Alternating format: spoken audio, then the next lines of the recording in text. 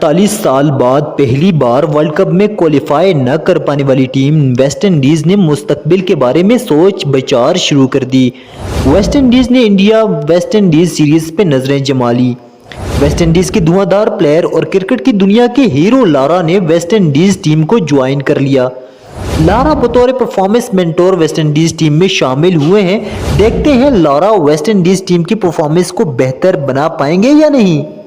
Lara ने खुद West Indies team के लिए खेलते हुए बड़े कारनामे अंजाम दिए। लारा ने 131 टेस्ट 299 वनडे मैचेस में वेस्ट इंडीज की नुमाइंदगी की।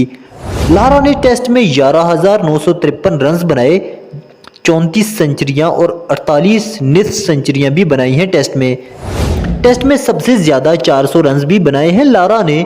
वनडे में भी लारा ने कमाल की परफॉर्मेंस दी है।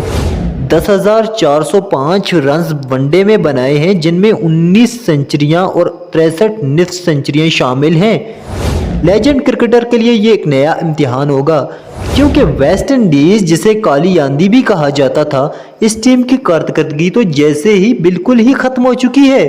देखते हैं लारा टीम की कारकर्दगी को बेहतर बना पाएंगे या नहीं। आपका क्या ख्याल है? अपनी कीमती राय का इजहार जरूर कीजिएगा। स्पोर्ट्स से रिलेटेड मज़ीद ऐसी वीडियोस देखने के लिए हमारे चैनल को ज़रूर सब्सक्राइब कीजिएगा।